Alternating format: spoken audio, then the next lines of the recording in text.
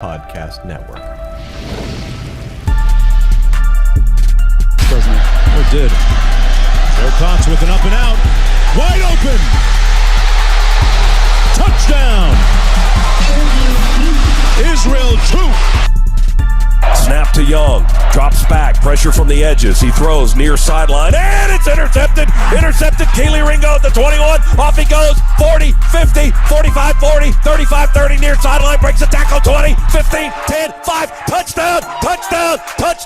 Georgia. Good evening, neighborhood. How about them Dawgs? 32, 18. Let the celebration begin. Celebration indeed. We've got a big one for you this weekend. It's the Bleav in Georgia Dawgs podcast on the Bleav Network. Probably our most important show. And joining me to execute that show is my man, Israel Troop, fresh out the deer stand. Did you get anything? No, not this time. I did, however, first button buck alive. You normally see those on the side of the road. But he came out, really cute little fella.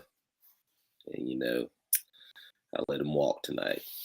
So let him live to see another day. He'll meet your rifle later on, right?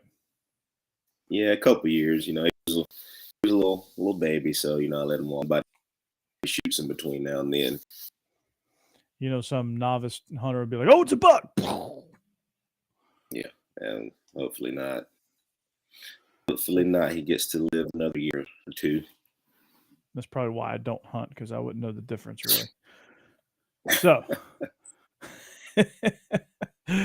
like I said, we are the Bleav in Georgia Dawgs podcast.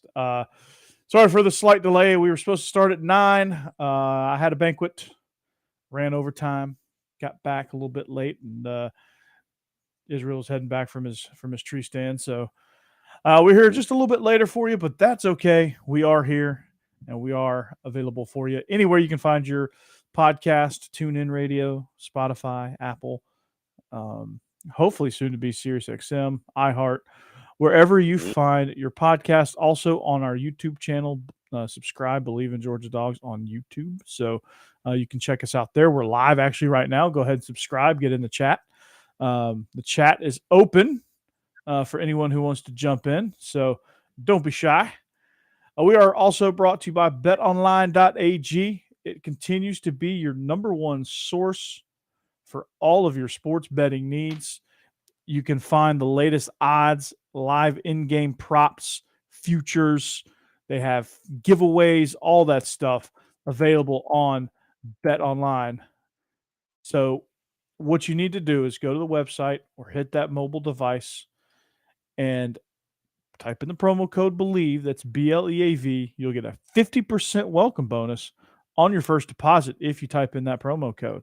All right, so you need to do it. If you want the giveaways, if you want the free contest, if you want the live in-game betting, if you want to bet on Tuesday's elections, you can do that too. There's props, I'm sure, on the New Hampshire race, on the Nevada race, on the Tennessee governor race. Who knows? You can probably find it at BetOnline. So make sure you put that promo code Bleav, BLEAV, to receive your 50% welcome bonus. BetOnline. It's where the game starts. I know, Israel, you took a really bad beat. You took a really bad beat last week on Georgia. They were 22.5-point favorites. You took them.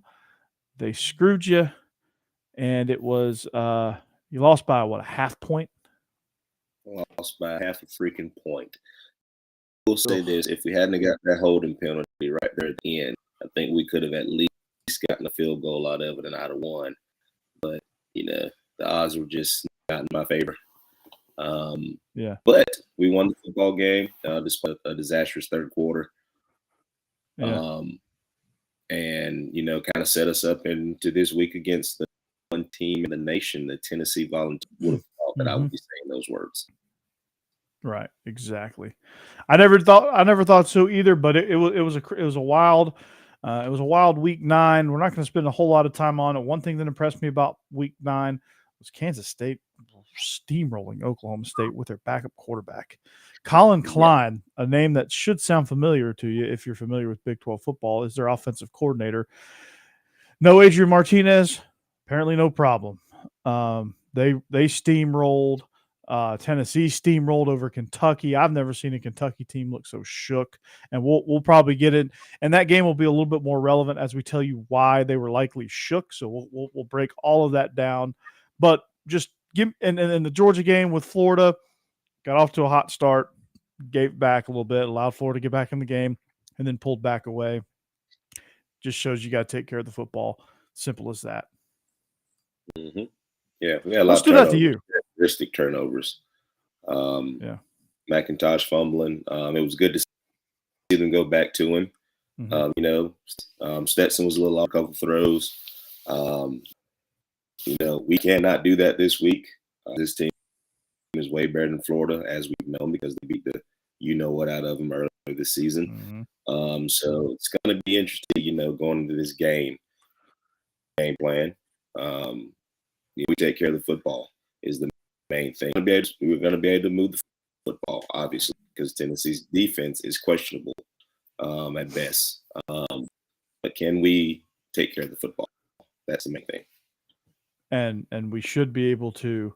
Ball security's got to be important, but as we plug forward into this week, you talk about taking care of the football. That's got to be a huge key, because when you look at what Tennessee does well, they score fast, and if you don't take care of the football, they can put one on you real quick, and then they get all of that momentum, and that's Absolutely. a big thing that you can't let happen. Yeah, go back and look at them again. The big turnover, but the big fiasco that they had. They hold Tennessee, getting ready to flip the field, and you see, Nick Saban has a mini heart attack on the sideline. Well, they do a couple go right now. So, it was a clinic. You can't give an us like this the opportunity to score, because they're going to score, and they're going to score bunches, and they're going to do it really, really fast. Yeah, and you can't give them, and you have to, and I said this last night on SEC After Dark, but you have to make them drive the football. You have to make them, if they're going to score, they've got to score in 10-plus plays. All right? Mm-hmm. They've got to earn it, because I'm not so sure that they're patient enough to just keep plugging away and keep taking the 5-yard gains. Tennessee wants to beat you over the top. That's how they win. Yes. That's how they get these scores as lopsided as they are. They beat you over the top. They spread you out. They force you into islands, and then they just win their one-on-one matchup. And Hooker buys himself some time. You have to respect the run, and they hit you over the top. And so you got to stop the run and force them to earn their yardage. And I think that is one of the bigger keys to beating this Tennessee team. Yeah, and you got to be disciplined. Watching the Alabama game, first 3 scores to see all they combined took 3 minutes, all 3. Right. So watching the Kentucky game last week, one play that really stood out to me is that safety comes down there in goal line. Safety comes down, tells the corner, hey, we're zone. Everybody plays zone except the corner. What happens? Running back goes on a wheel route. The corner chases the receiver across the middle. Touchdown. So we're going to have to be disciplined. Same happened against Florida. I think Stark was at safety. He bid on the out route, on the sail route. Yep. What happens? The vertical's right behind the touchdown. So those are things we can't do. 7 is going to find the end zone if you do that. Okay. You got to maintain your coverage. Like, I don't know what it is about the cover 2 safety when we run that combo coverage, when we run that 2 to the boundary. I don't know. I think it's like a prerequisite that you have to fly down aggressively out of your zone and leave your deep half if you're in the boundary cover 2. I think that's a rule. I'm convinced now. It's that's how we're in cover. If you got vertical, he should take it. Yeah, he should take it right now. He shouldn't bite. If he goes vertical, we should have learned from next championship game. If number one goes vertical, take it. If number two goes out, safety's jumping it. Obviously, it was a miscommunication because the safety jumped it. So we should know. We should know our lesson by now. 2nd and 6 guys, never. Yeah. Right. But and corner should sync on that, and everyone should get their eyes on number 2.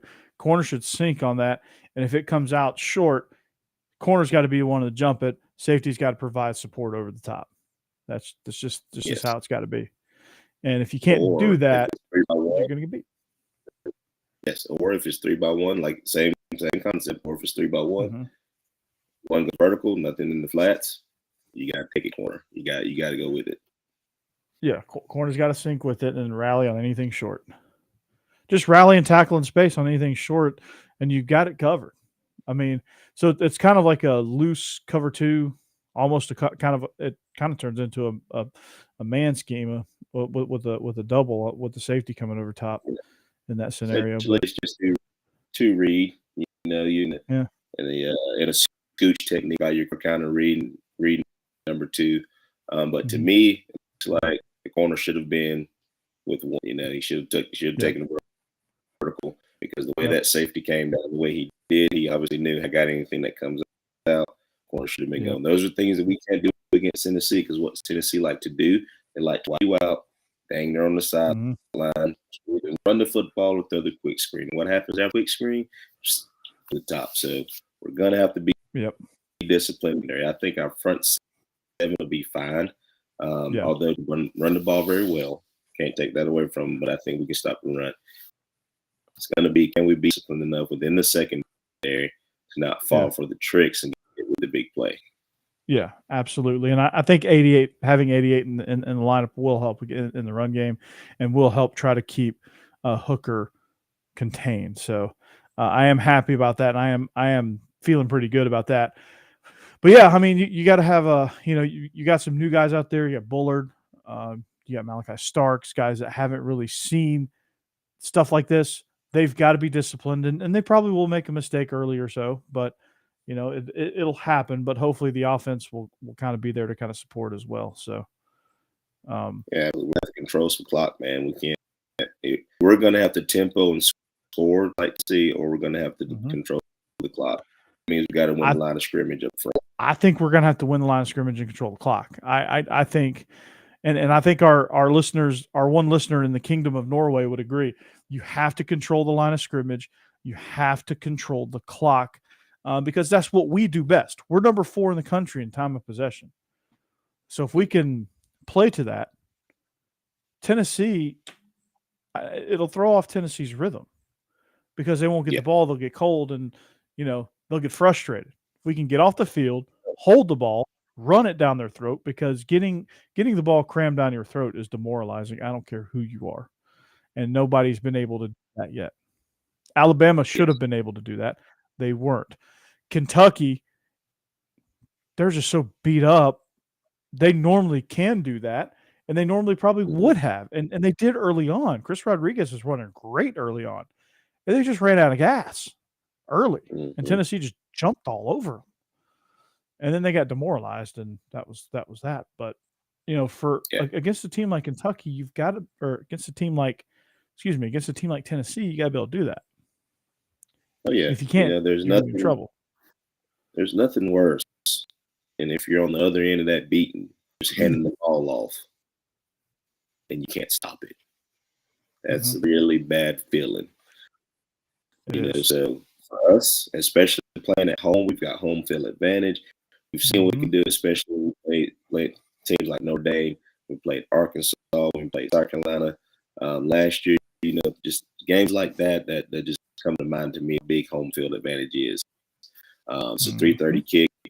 Day's going to be there, so the excitement's going to be there. Hell, I'm going to be there too. So hell yeah. To seeing how we come out. Number one, do we come out quick? Do we come out trying to control the clock?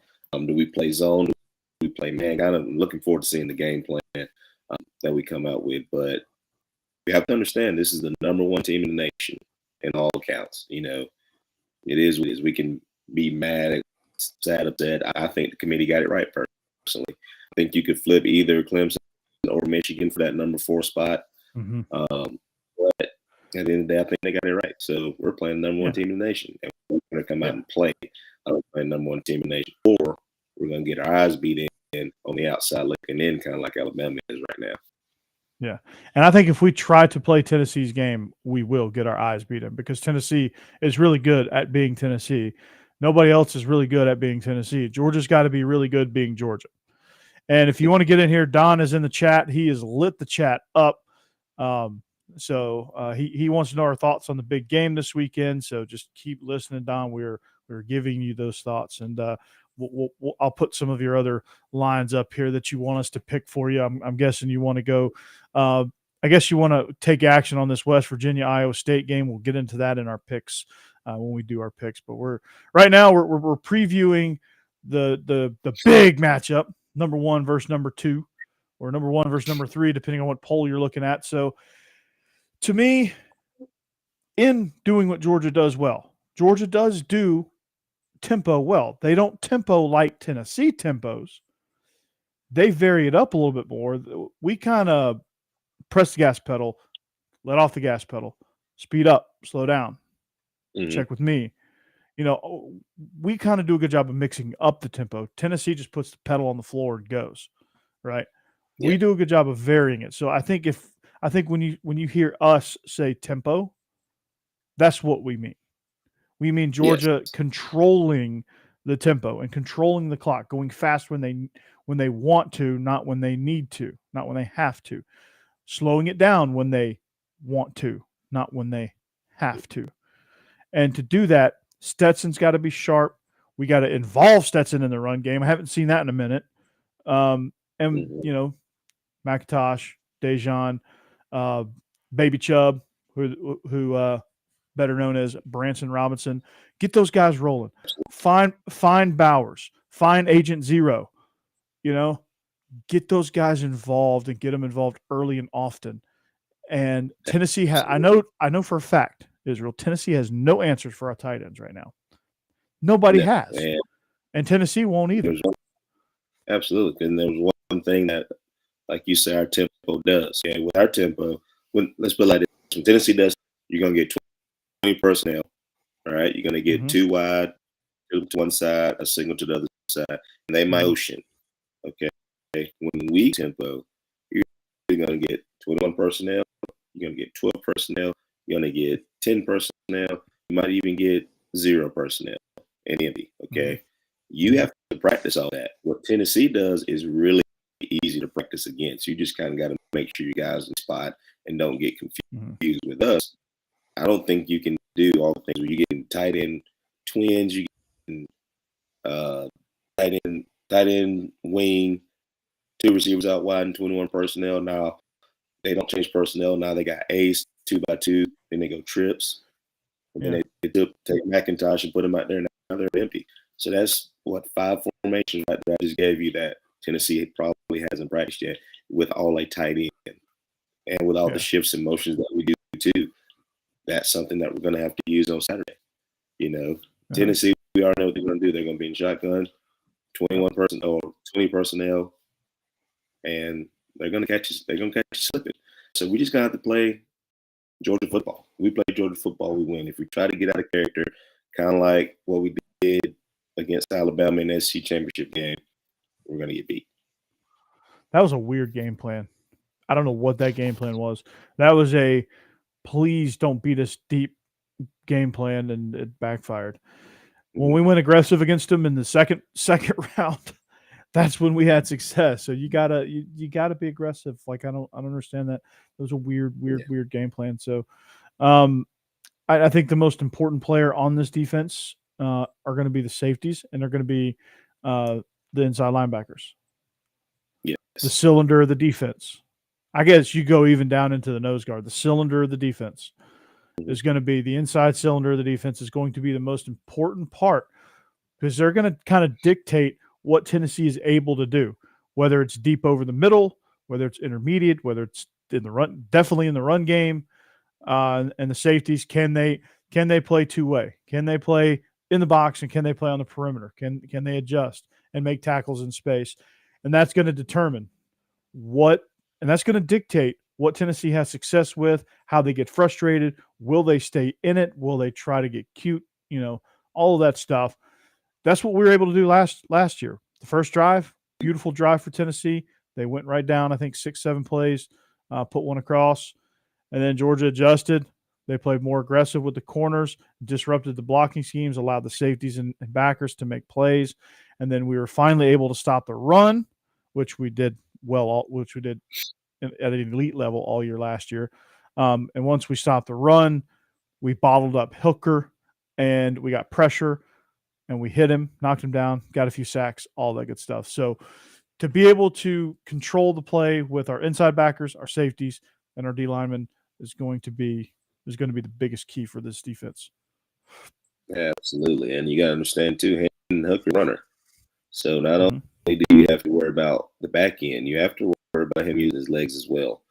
Not only he's a great thrower, he's a great runner as well. He he's has smart, too. To the run to their offense.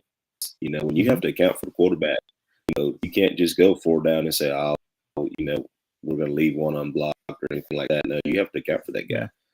Whether he's going to throw the ball or he's going to keep it, with an extra blocker with the running back, just little nuances and things like that to where, all right, we have to play some disciplined ball here. This is Nolan Smith's out, so our captain is out. So what do? You rely on some new guys, Stackhouse, Carter, Bear Alexander, Mr. Chambliss, who had the big sack, in the Florida game. Those guys that you already hear a lot about all the time are going to have to step up in the situation. They got to grow up fast, kind of like we talked about last week. So it's very, very important that, one, you understand the game plan, you know what you're doing, you're paying attention, and we should be able to play base defense anytime they want tempo, And our guys got to get in shape because that's how they get you. They get you trying to substitute. Guys are confused. They don't know what's going on. Boom. There it is. Yeah. Yep. And that's what happens. Guys run into each other. Guys, you see 2 guys converge on one with one guy streaking wide open.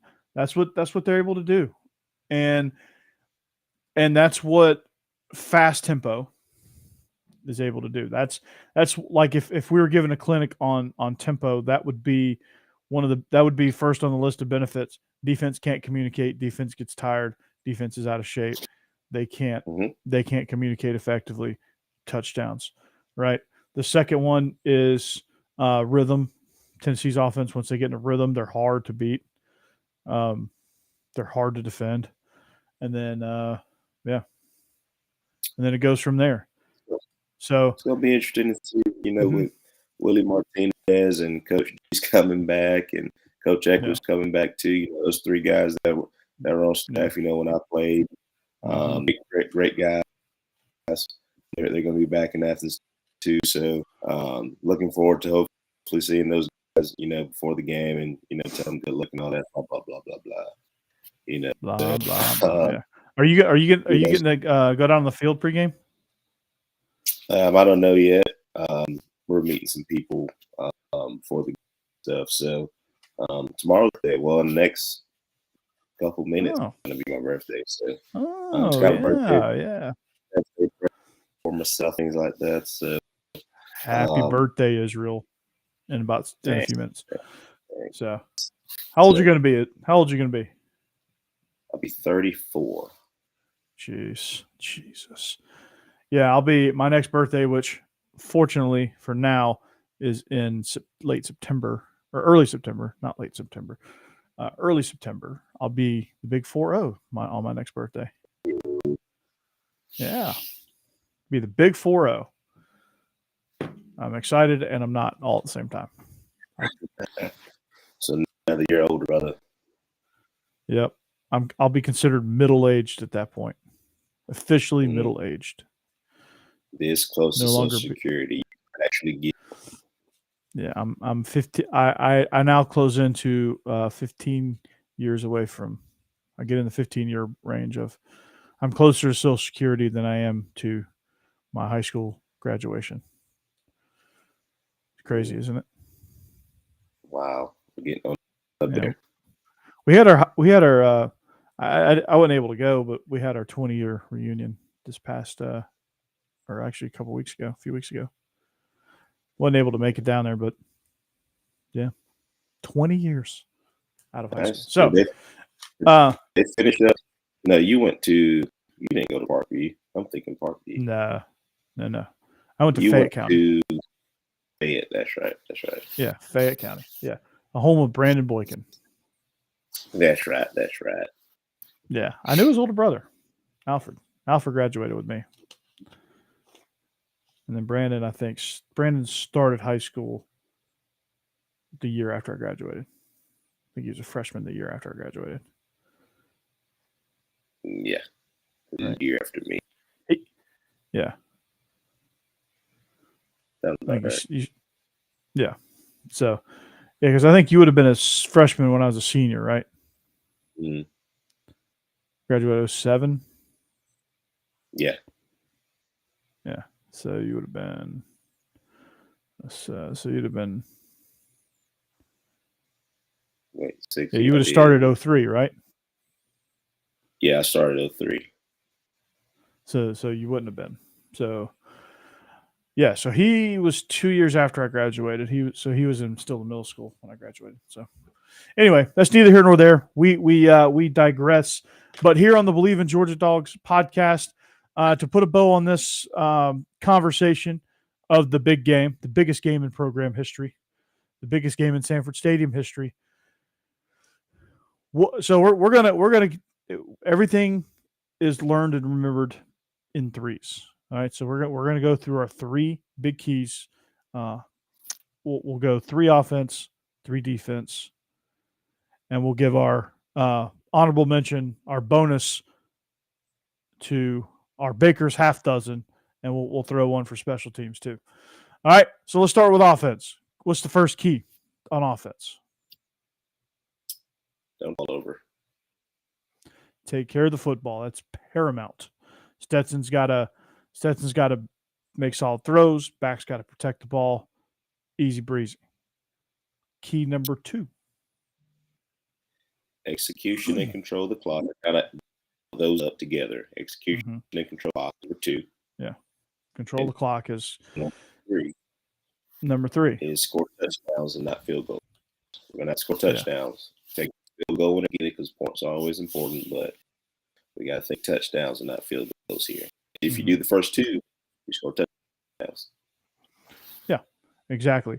And to further solidify your score touchdowns instead of field goals, you have 2 really big targets that play the ball extremely well in the air, and that's Darnell Washington and one Brock Bowers, who both are going to be Sunday players. So find them early and often. That's part of the execution and clock control.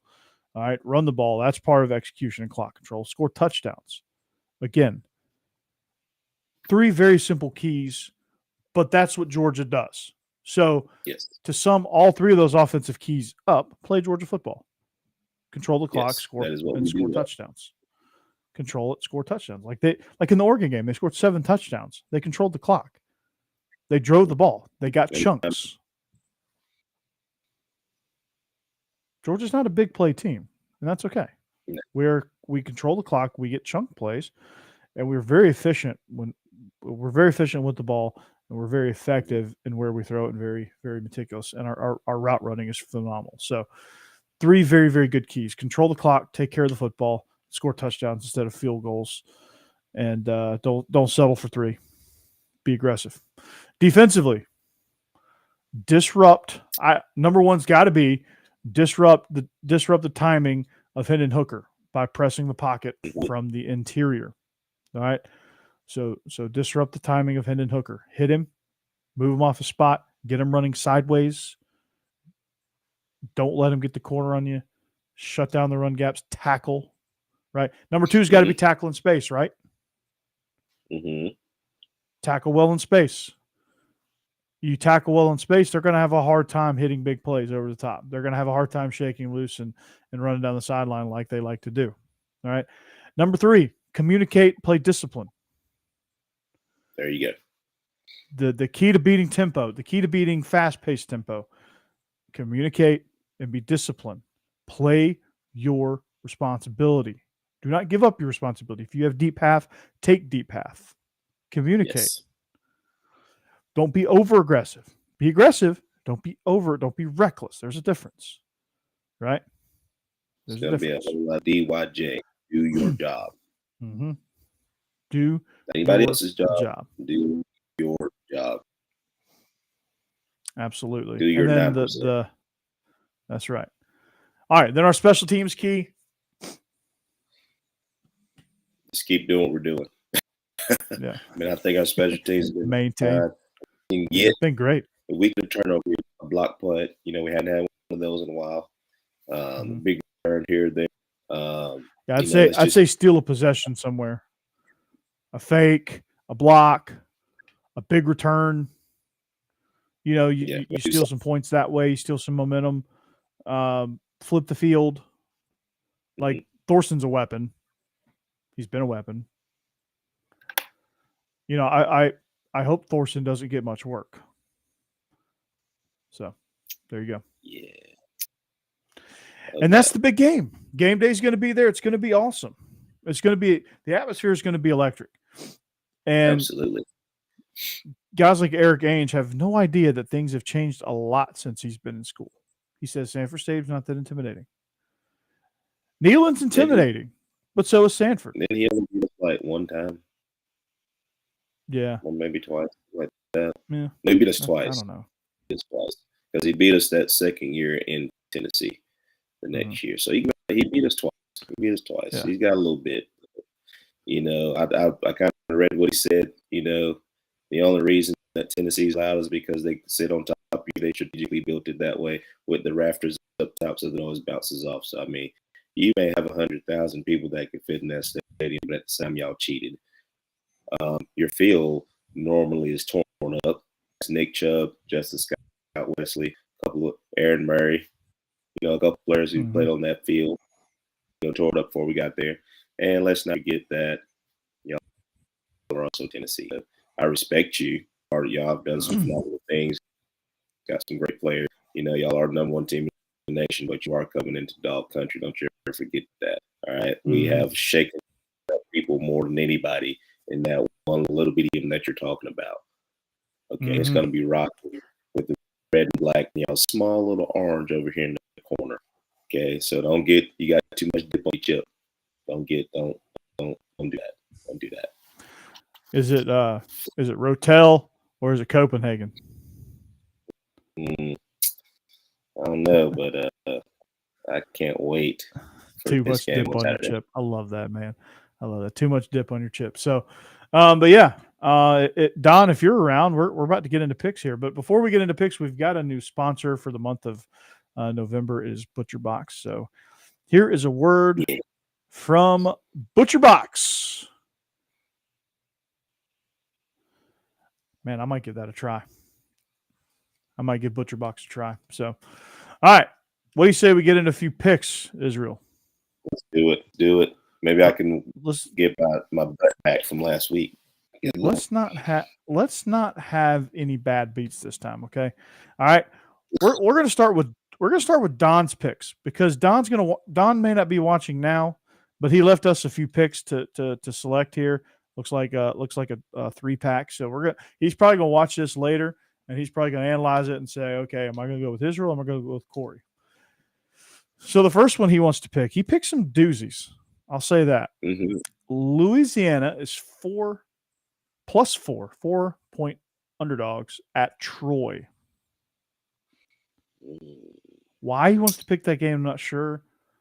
But I'm taking Troy to cover that. I would take Troy to cover that if I really was desperate to bet on, if I really had to. I'll take Troy on that.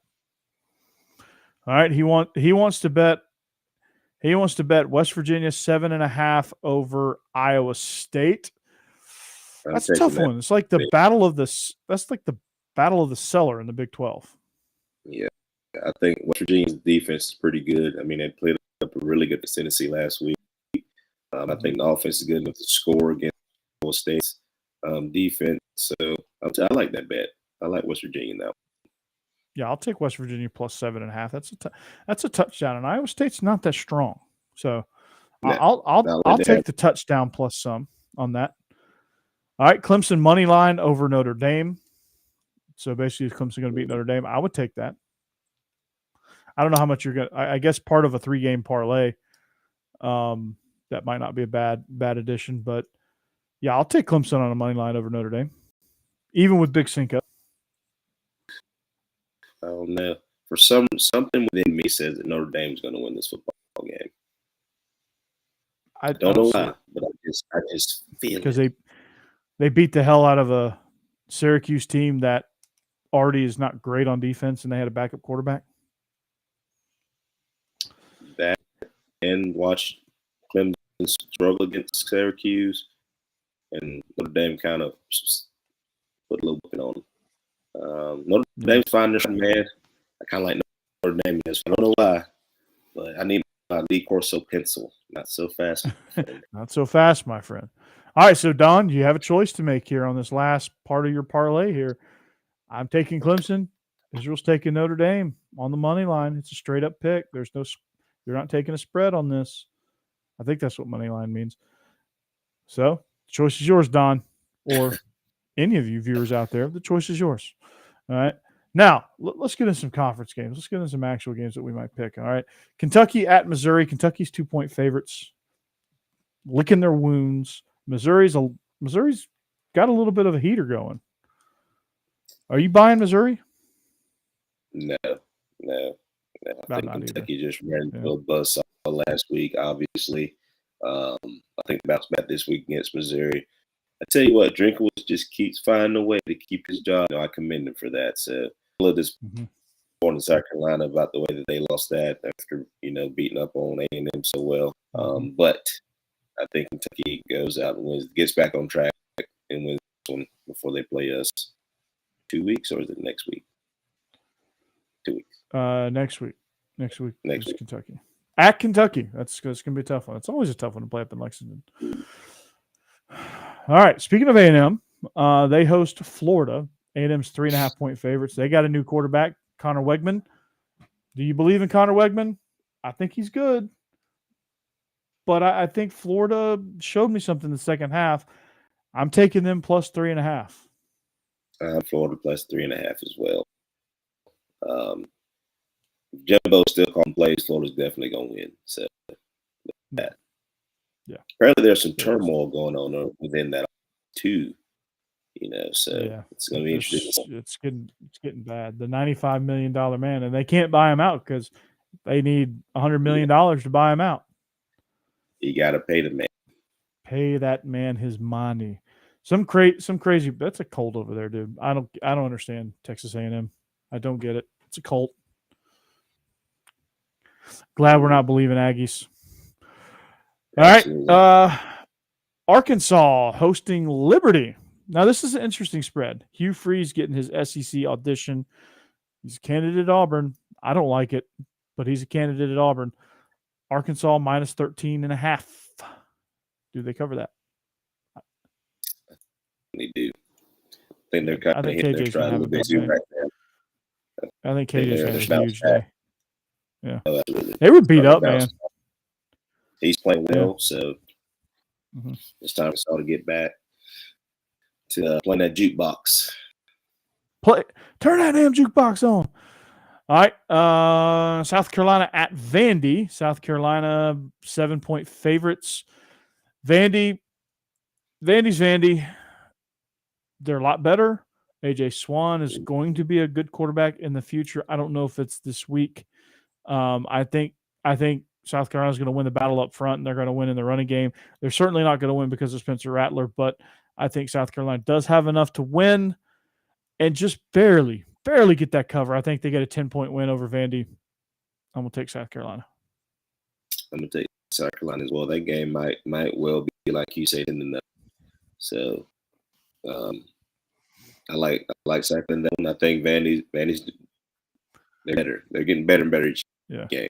They're more competitive. They'll They They hit the over already on their wins, so they're playing with house money. All right, the debut of Cadillac Williams as a head coach at Auburn, Mississippi State. They traveled to Starkville and the land of the cowbells. Mississippi State is 13-point favorites. Now, to me, I don't like that spread because I don't think Mississippi State can beat anybody by 13 points. Anybody that's FBS, I should say, by 13 points. I certainly don't think they're going to beat Auburn by 13 points. They're going to be a little bit more inspired now, not expired. Brian Harsin is expired, but they're going to play inspired football under Cadillac Williams as he auditions for the permanent head coaching role. So I think Auburn's at least going to cover if they don't win, but I'm going to venture to say they win outright. I think they're going to cover. I think they're going to play, like you say, inspired football. I mean, we all know how that deal kind of went, and you got pretty much an Auburn legend being your head coach. The morale is going to be different, obviously.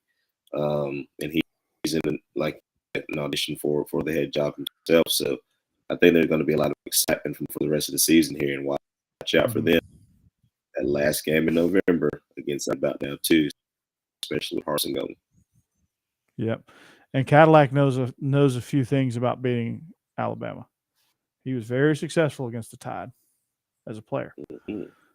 All right, future SEC member Texas taking on K-State.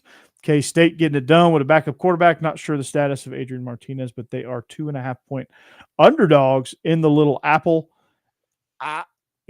Give me a plus spread on Kansas State right now, and I'm taking it.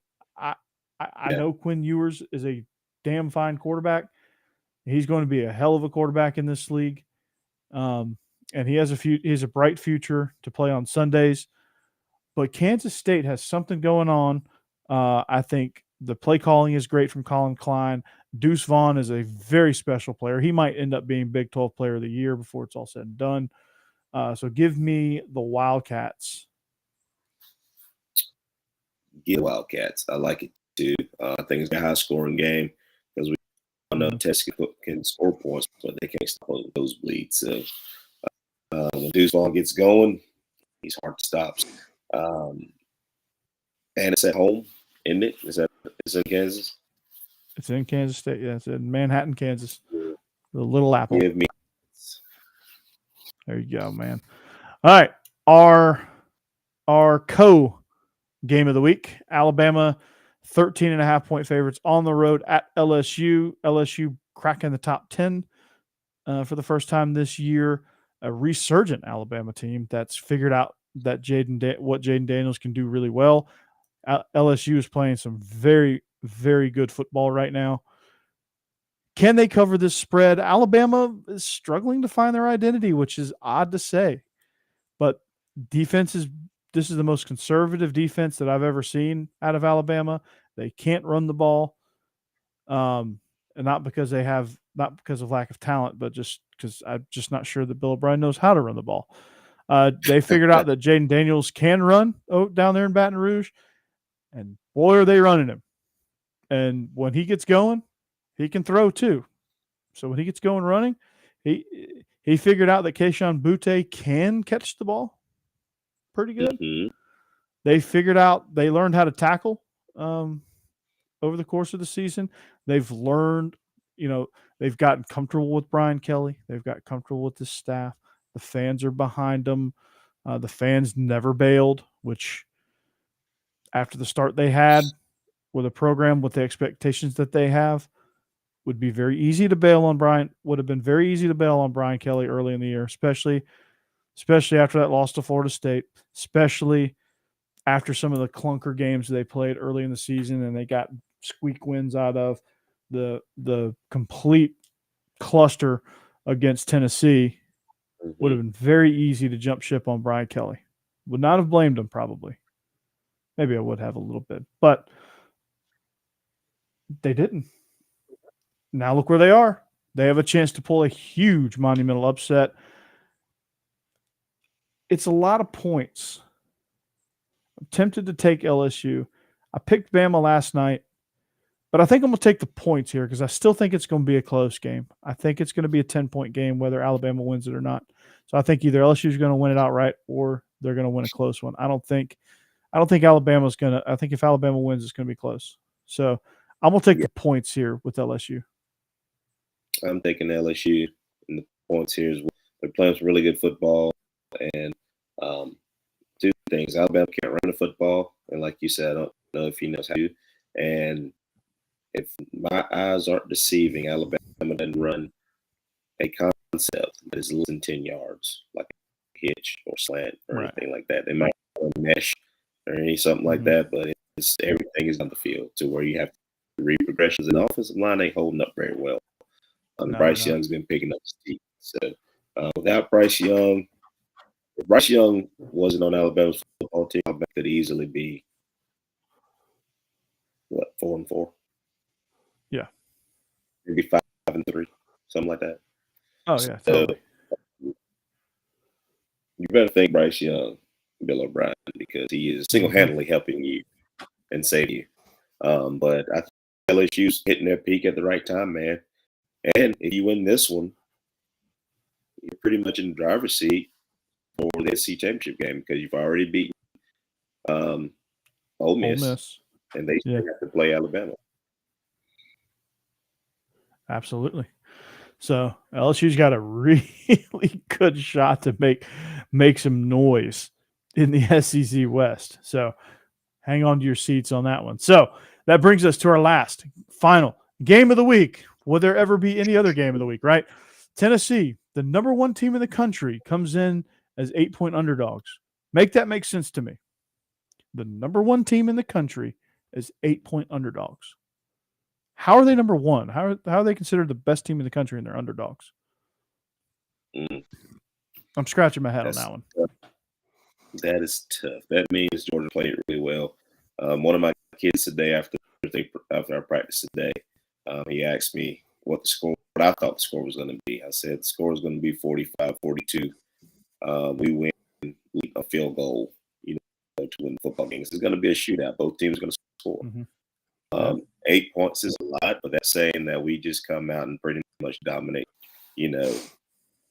for the rest of the game, after they've done what they've done. So it's hard to think. What's the over-under for this game? The over-under for this game is, I'm looking on our handy-dandy bet online. It is 66 points. I'm taking the over.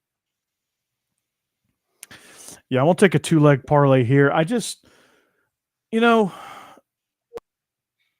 going to say screw it. My heart says Georgia, but it's going to be a close game. Yeah. So I'm not going to take this spread. I would just bet the over and the money line.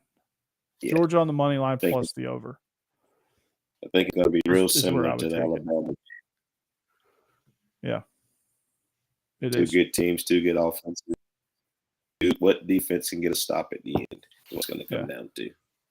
Dawgs win a tight one. That's how I see it. However you want to take that from a betting perspective, Dawgs win a close one on the over. So Dawgs on the money line plus the over is where I would take it.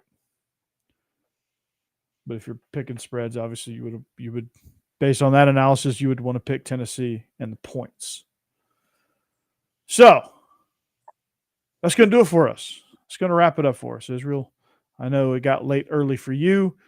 You're still in your camo, which means you're probably ready to get out of that camo, crack a beer, and unwind. Getting ready for your birthday, getting ready for your 35th birthday. Whoa. Don't give me that extra year. 34th birthday. It's going to be 34. Don't do that to me. I had to see what you would do on that one. So, Robert, how's it going? So long, farewell. But that's gonna do it. Take Georgia in the money line and the over.